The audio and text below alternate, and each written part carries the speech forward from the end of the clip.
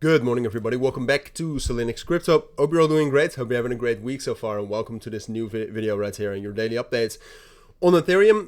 It's going to be an interesting video because at this point of time, Ethereum, I think, is at a pretty interesting price level here. In a sense, it's very not interesting since we're just at the POC, we're just at the point of control. So that's where most of the liquidity is. So it's very easy for the price to kind of stay in that area. And you can also see historically, when we're talking about this this bigger range that Ethereum has been in right here, very rough lines, but still, you can see price navigates towards that level and consolidates around that level very, very often. So in that sense, it's quite normal. But there are some interesting things going on, I would say, with positions being opened, and fundamentally, obviously, there's still a lot going on in the world that affects the markets. So that's what I wanted to talk about. Now, ultimately, like I said, Ethereum is in this range, which, by the way, on the weekly time frame looks very, very strange. I've never seen price action really like this, to be fair. Maybe you can compare it to the price action we had August 2024 until November 2024, which would be good because that means we're going to get a bullish breakout afterwards, but I don't think that's the right comparison. But ultimately we're in that consolidation, and I expect this general consolidation to hold. However, due to the fundamentals and due to some other things going on, I think there can be some pretty big deviations, like we also saw right here in the middle of May, but like we also saw right here the 11th of January, or June, my apologies. So that is the question, right? What's most likely? And I would say, you know, if we're just talking about the technical situation right now, we're compressing below the POC right here at 2540 a little bit. The fundamentals are still very uncertain. If you take a look at the volatility index, if you take a look at oil prices,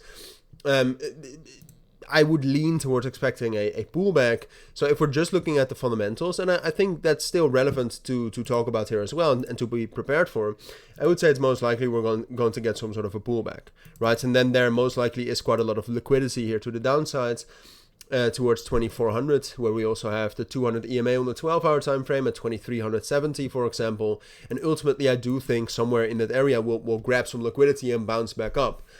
But for now, I do think that is a little bit more likely. But that is mostly based on the fundamentals. And I think at this point of time, the fundamentals matter more than the technicals. So therefore, I would say, you know, at least be most prepared for this scenario. And then from here, a bounce back, of course. And then just, I would keep an eye on the news, right? Keep an eye on the headlines, keep an eye on how the price is reacting to that. If we get a mild bearish headline and the price reacts to that very, very heavily, the chance to get a bigger spike down increases. If Ethereum reacts to the news like it did at the beginning of this week, which was relatively mild, then we have a better chance to just hold the main support level right here between 2470 and 2430.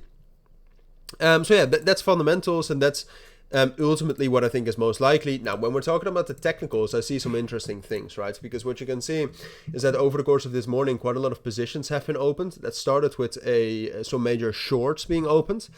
And that's happening while we have a relatively high aggregated spot bid and ask ratio. And you can also see the price holds up relatively well. The price actually made higher lows right here if you zoom all the way in. While shorts were being opened, so that means that those shorts are being absorbed a little bit. So technically, that's actually quite bullish, right? And I also said in my Bitcoin video that I'm leaning towards expecting somewhat of a bullish momentum, or somewhat of a bullish move into the main resistance levels, right? So technically, you know, if we don't get any fundamental updates, I think we can actually remain stable in the area where we are at, and potentially even get a little bit of bullish momentum.